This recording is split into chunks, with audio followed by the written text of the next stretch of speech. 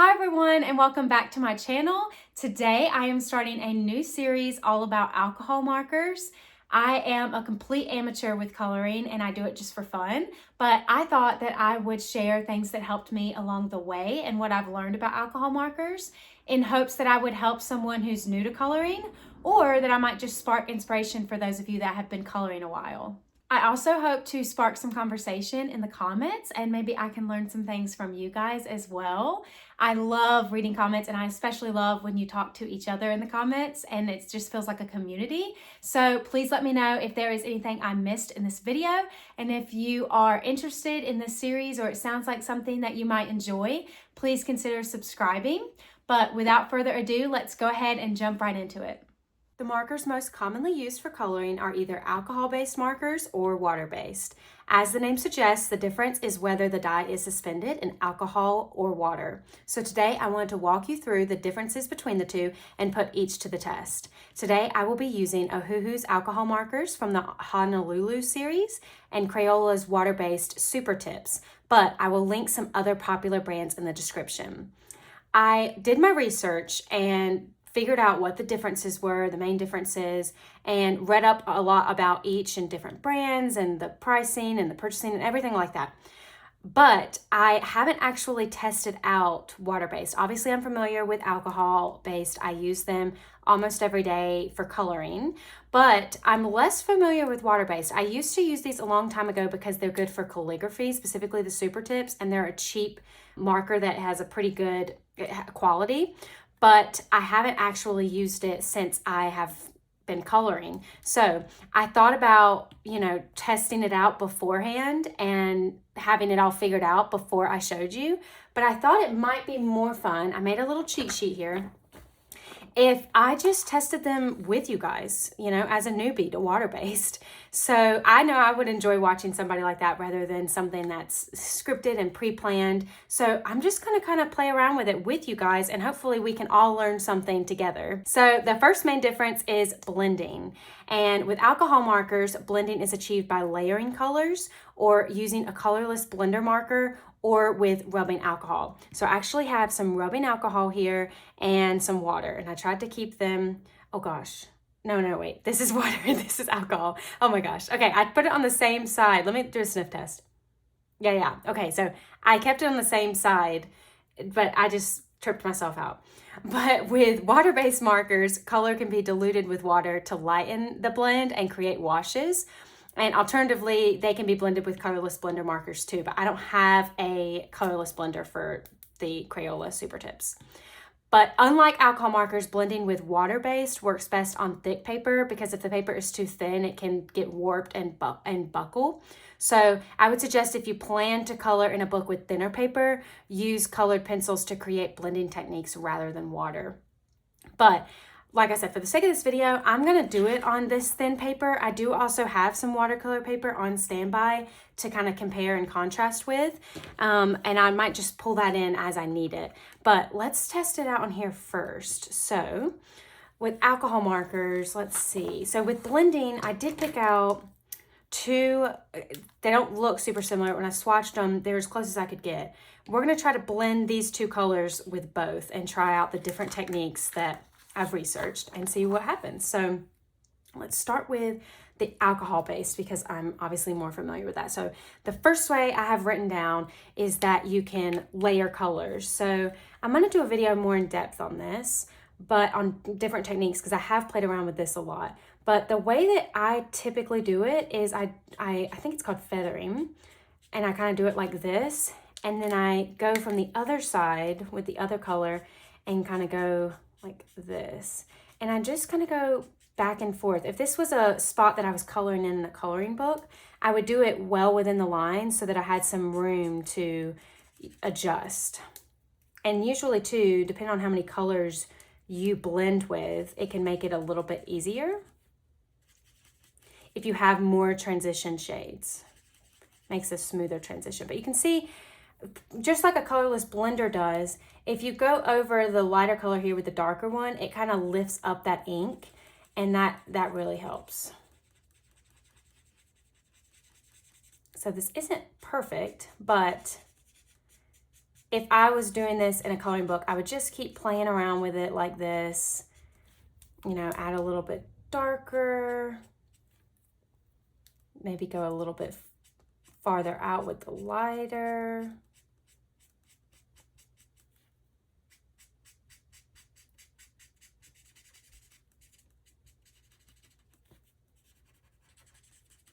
So there we have a dark to light with the alcohol-based marker. That's just with the layering of the colors. Now, if we use a colorless blender, let's see, what would be the best way to show you? Now, it works best with darker colors, but let's see. I don't like using a colorless blender for blending actually, because it just picks up the color more than makes them mix. But we can certainly try it since it's one of the methods that I saw some others use.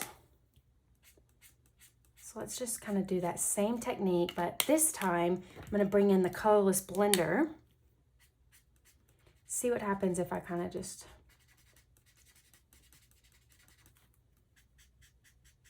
See, it's more than anything, the ink, this is picking up the ink and it's kind of erasing there. So I definitely don't like that technique. So let me see, I actually have a pen here. Just gonna, me personally, I don't think that's the best one. But let's see, also it says you can use rubbing alcohol, which is essentially, I think, pretty much what this is. It's the base of the alcohol markers, just with no dye. So that's, it has its purposes. Let me show you the main way that I use it. So let's say that I was coloring in this little circle right here.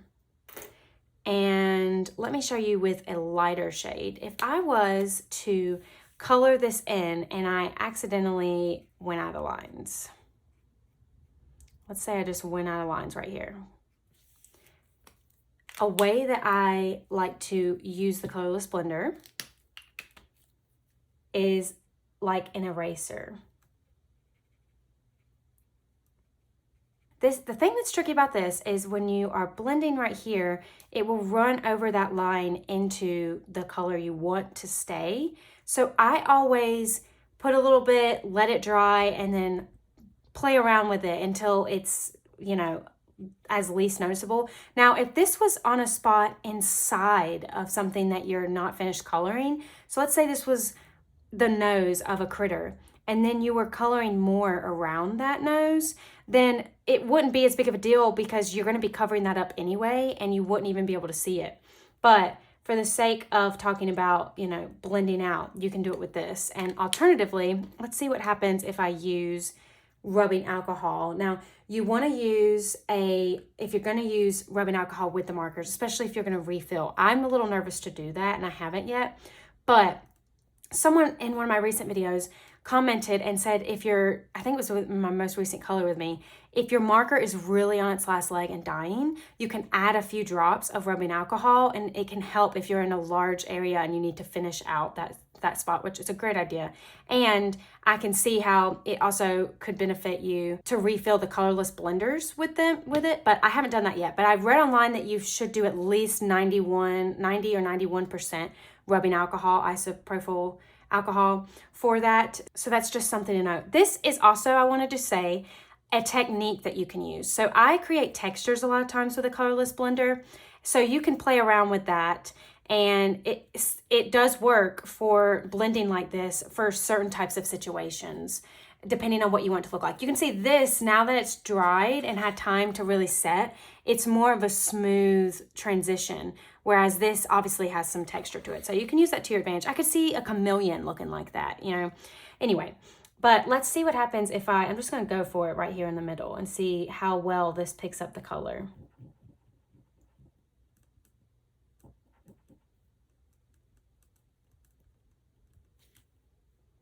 And when it comes to the colorless blender for erasing, I find that leaving it and letting it kind of soak on it and then doing a little bit of a scrubbing motion is the best method.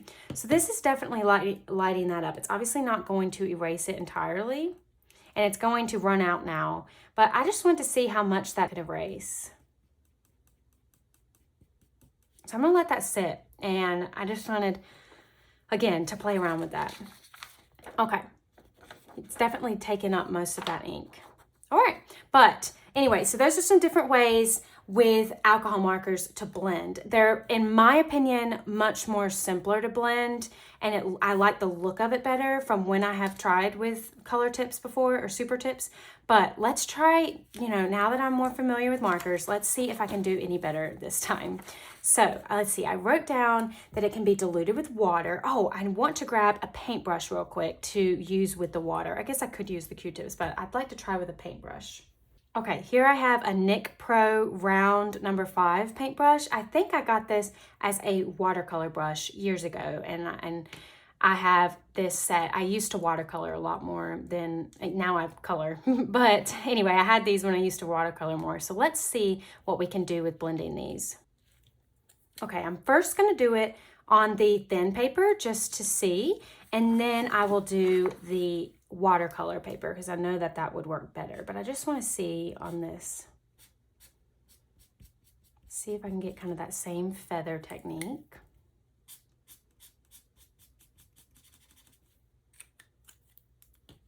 Okay.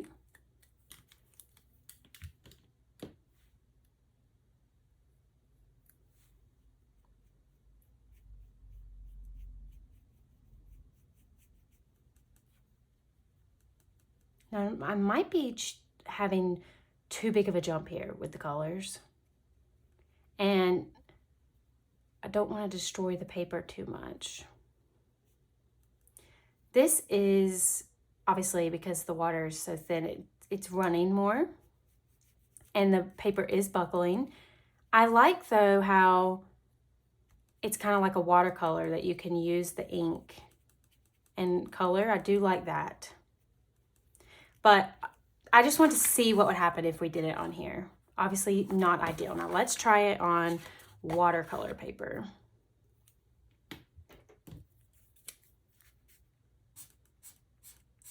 Okay, I can definitely tell with this how the ink is kind of just sitting on top.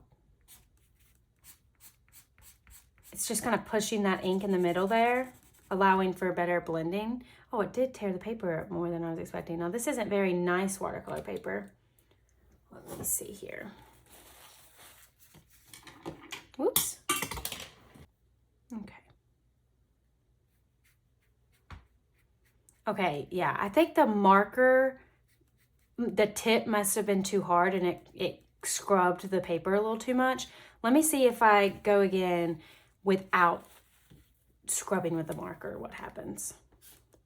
Let me give myself a little bit more space here to blend. I'm sorry for anybody that is more familiar with water-based markers.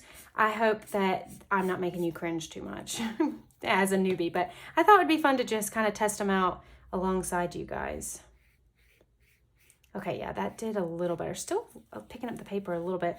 What I'm finding, and again, I am new to this, so there's probably better techniques for this, but I'm finding that it's just running that darker color into this, and there's not really a transition here. Let me try one more thing. If we just put that down, then we can just make it a lighter shade by spreading this out. That spreads out quite a bit on this watercolor paper. It's actually quite pretty. That makes me want to color with these just a little bit, in little spots here and there on this type of paper, like well within the lines, and then kind of run it out to the lines. Like, that wasn't a good example of what I'm trying to say. Like, let's just say, this is kind of silly, but let's just say I'm coloring a little frog here. I nearly said teddy bear, and then I realized that was crazy, that I could just make these little ears into eyes. Okay, I don't know what a frog's mouth looks like. There we go. There's a little happy frog. So, and it looks like watercolors. Wait, I'm actually really impressed with this. And these are pretty cheap. I got a pack of 50 at Hobby Lobby for like $8, I think. Anyway, see, I think this would be fun. Oh, it's picking up the black a little bit. Yeah, it is. Okay. So I would assume that means, well, I mean, it's a pen. Should have used my like fine liners. I guess it depends on what base your ink is. Shoot, that could have been a much cuter frog. Oh well, he's still a handsome little guy. But I just wanted to play around with that. So there's me testing out the blending with these. It looks cool. It really does look like watercolor, which I mean makes sense. And another thing, I'm going to just jump ahead real quick, but another thing that I have written down later that's something you can do is you can blot away the color almost completely. So I just wanted to try that here with this little guy. His little eyes seen better days. He's a little tired frog. His eyes twitching. Okay. Anyway, enough with the little frog. Let me know what I should name him. He needs a little name.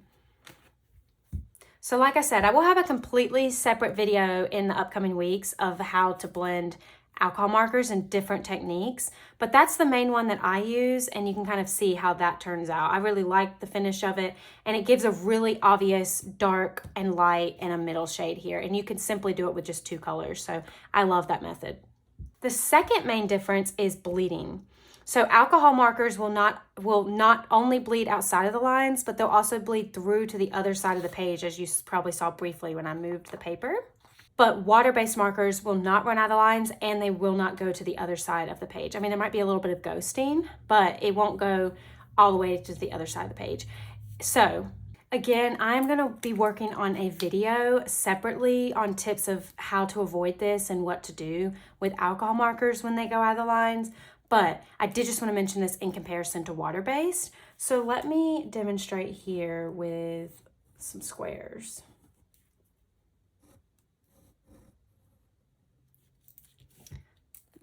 That my OCD, those are not looking great, but we'll stick to it.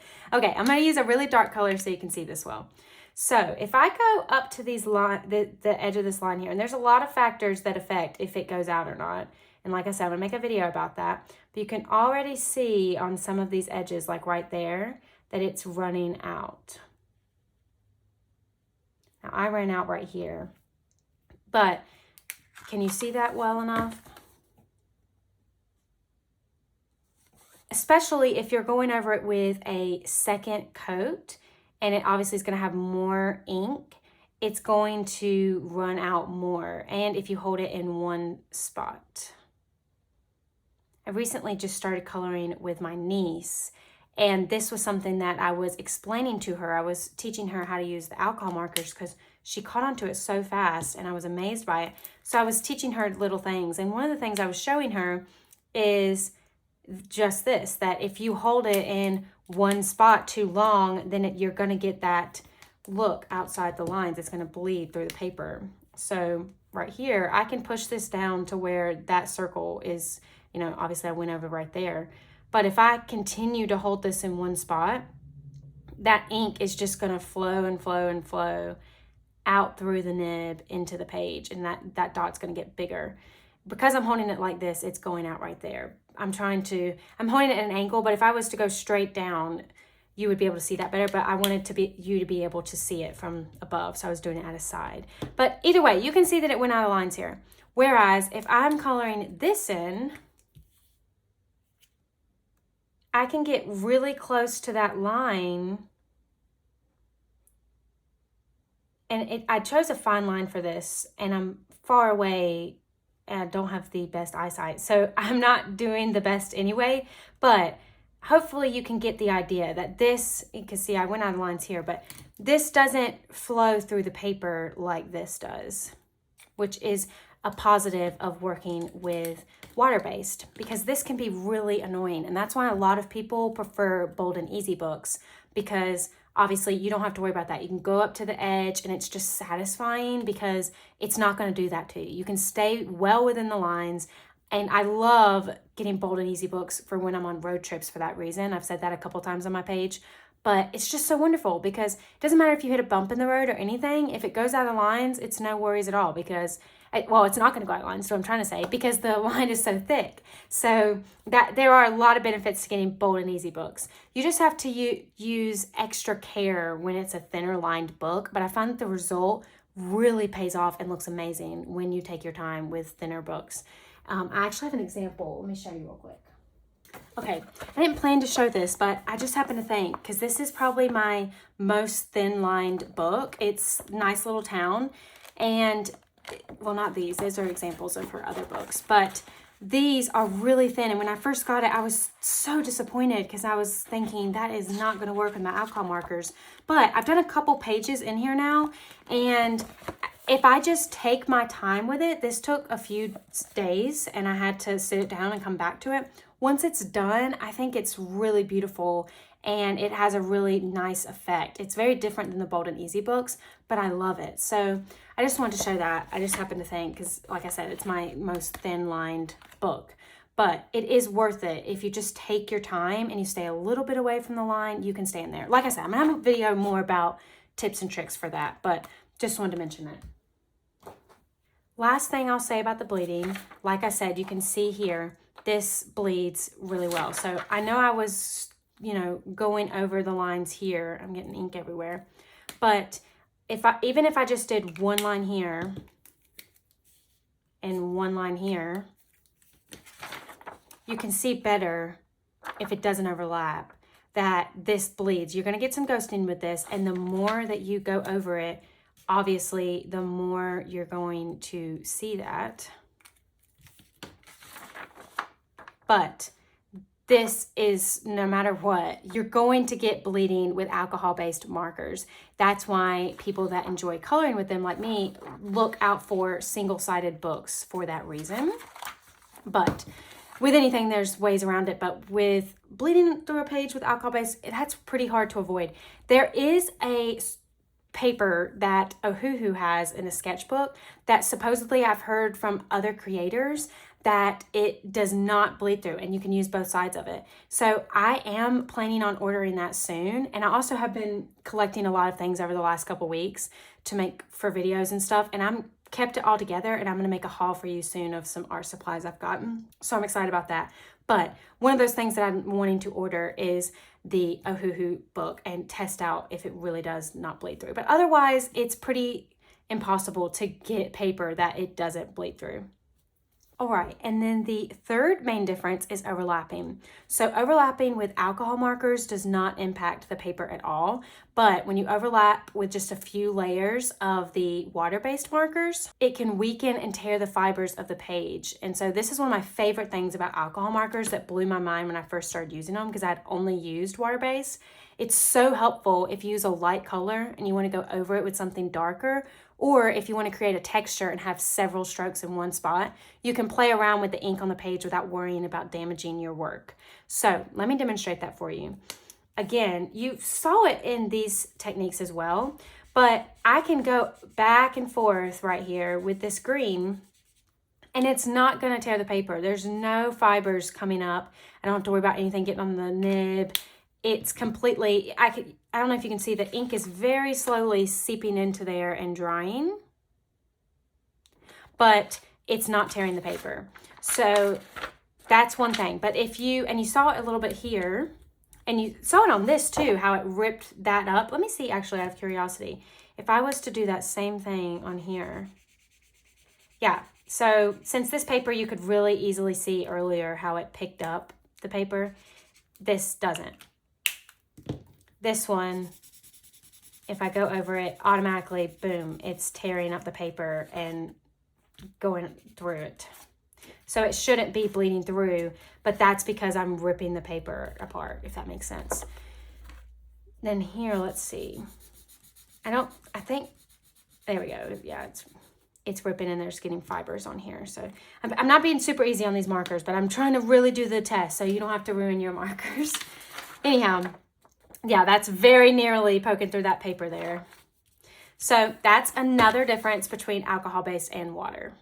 And the other thing I mentioned also is that if I go out of the lines with a lighter color, I can go over it with the darker color. And all that I meant there, and you could do this with this too, but if you're really going over a lot of strokes in the same area is really what I mean. But basically, if I went out of the lines here and I want to go over that, because these are holding that, it took more strokes than I thought it would to tear up the paper.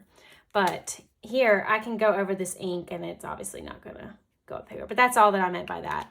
With this, if I was to do the same thing,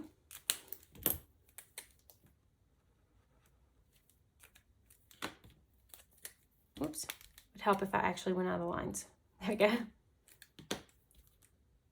If I went over this, it's going, that one spot has more strokes, so it's gonna make it difficult. But like I said, it's actually holding up better than I thought it would based on what I had read. So that's what I meant by that, but it's not actually that big of a deal. If you're just gonna go over it with dark color, it can work in the same way. The fourth main difference is strokes, which you've probably already seen and I've mentioned briefly. And I feel like this is probably the most well-known difference between the two. I would say it's the one thing that I knew that was why I wanted to do alcohol markers. I didn't know they would have all the other benefits that they have. I'm very biased. I should have started the video by saying that. But anyway, if you are to do this, obviously, when you first do it, there will be strokes. But then if I let this sit, it will fade into a little bit. Now, this is still going to have a little bit of strokes, and that's because the certain areas here are more concentrated with ink than these are. So while it's still wet, if I was to go over those lighter areas, and it wasn't still wet, so I'm just going over the whole thing, it will fill in the extra space, and you're not going to see the strokes. And you can't see the strokes here. And here you can see there were a lot of strokes in the beginning, and now it looks like one smooth color. Whereas you can already see from here, but with this, you're going to get strokes when you overlap. And even if I go like this, it also just obviously looks different. This looks like it's printed on the page. This has some texture. Again, mixed media on all kinds of different projects is wonderful. So that's why it's good to compare, because now I'm actually really interested in using this kind of like watercolors, and it kind of made me excited. So I want to keep playing around with that. But for my purposes, this definitely works best unless you're wanting this texture. And one more thing to show you. So like I said, it will go like this, but the exception to that is if I let this dry, which I kind of touched on a bit, but if I let that dry completely, okay, it's been a few seconds, then if I go back over this, then you are going to get a streak because that ink already dried in that spot and you're overlapping. But when you do it when it's still wet, it feathers out in the page and it makes it a smooth look. So anyway, that is a main difference, and that is why I prefer not to color with water-based. But I feel like I could say it a billion times, both have their pros and cons. I will also add in that regard that water-based markers, from what I read about, if you use a higher brand, some don't leave streaks as bad as cheaper brands. I've heard that Super Tips is a pretty good brand for a good price, but I'm sure if you're going to spend a little bit extra, then that makes a difference. But I just always have heard that these are really good markers and they happen to be really cost effective. Okay, number 5 is drying time, which this is tricky to show you, but I just wanted to note that alcohol markers simply dry faster than water-based from what I've read. But I feel like once you get an idea of how fast alcohol markers dry, it's really not that fast. You have time to pick up your other marker, take the cap off, and blend the two. You know, it's not like you're having to rush, but from what I've read, it is faster than the water-based. And a good way, at least with alcohol markers, to test if it's dry is see if the page is cold to the touch, which I use all the time. I use that a lot when I'm shading to make sure it's dry so that I can get extra layers like this. Again, I'm gonna go more into depth on these, so it's hard to not just get excited and tell you everything. But basically, when it comes to drying time, let's see here. I'm gonna do like 5 strokes. Okay, I did 10. Let's see. No, that's not dark enough. Let me add 10 more. Okay, now you can see it seep into there, and then it's still going to take a little extra time as well to dry. But it's a few seconds, but still, if I was to try to blend that right now, it would still be a little wet.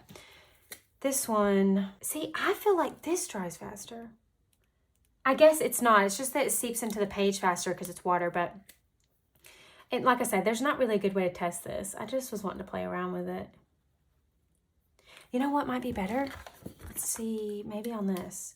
So if I put this on here, you can still see that that's wet. Can you see that?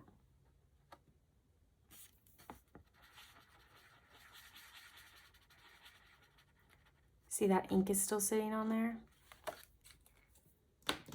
So that's gonna stay wet. Okay, yeah, I can see that this is still wet, which, okay. I just needed to figure it out a little bit. Like I said, I didn't want to test it before. Yeah, and then that like dries right away. Okay, so I had to kind of figure that out. It was what I had read, but I wasn't convinced. Now I'm convinced. So basically, that would make sense because if you were to do a whole picture with water, that I'm thinking through it in my head, that if you did a watercolor picture completely, then that's gonna have to dry and this is gonna stay wet because it's water. So that makes sense. And then the alcohol evaporates. Okay. This is a con of testing it out with you guys, but I felt like it would be more fun this way. So now we know. It obviously takes a longer time to dry than alcohol-based. Okay, another main difference is erasability, which I didn't actually put on here. I missed it on my little cheat sheet. So I'm just gonna add it in at the very bottom.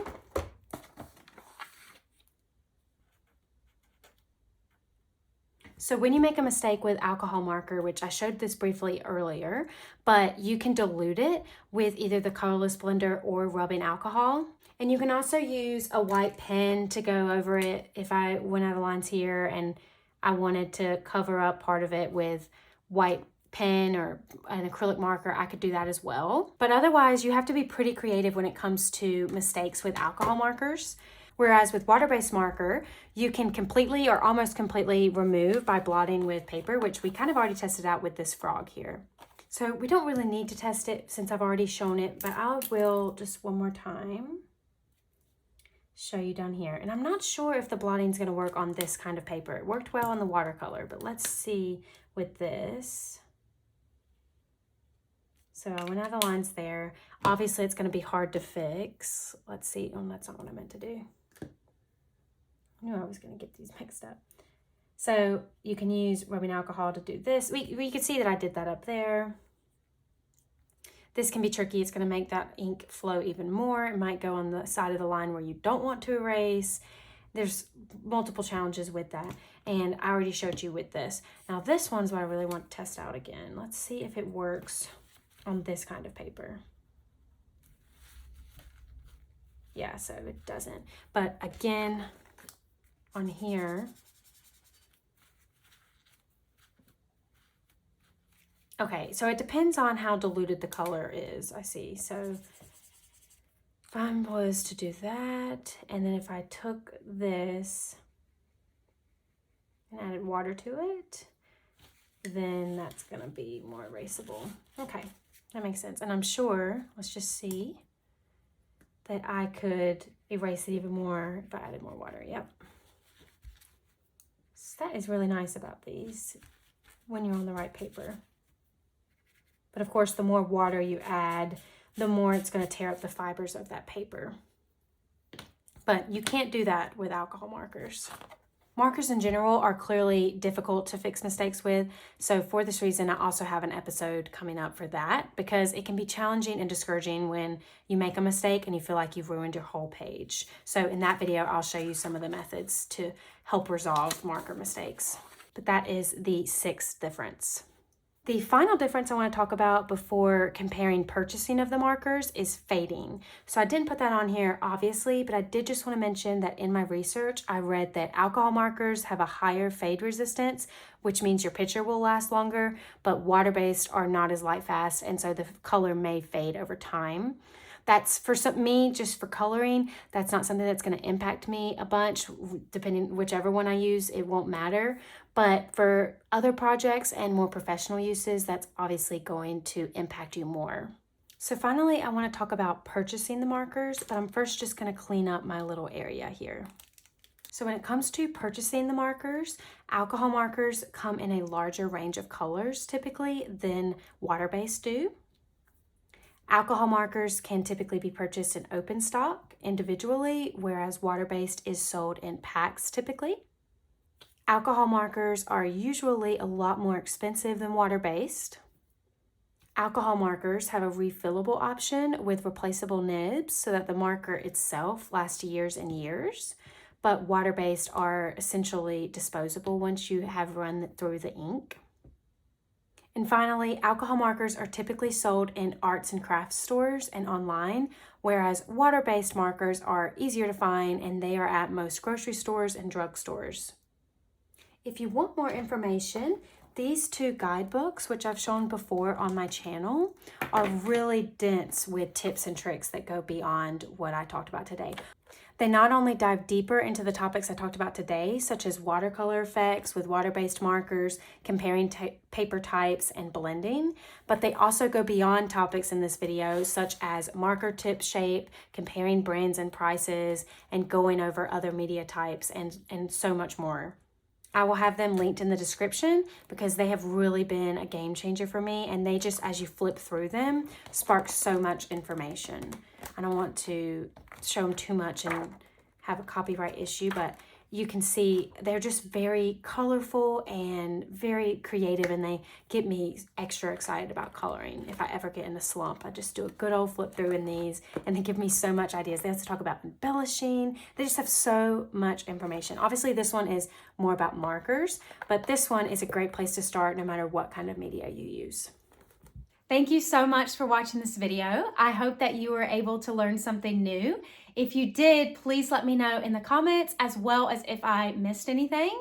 Like I said at the start of this video, I do have other episodes in this series that I'm excited to share with you all. So if it sounds like something you're interested in, please consider subscribing and clicking that notification bell so that you never miss one of my uploads. I am so glad that you are here, and I am especially grateful that you watched all the way till the end. So thank you so much.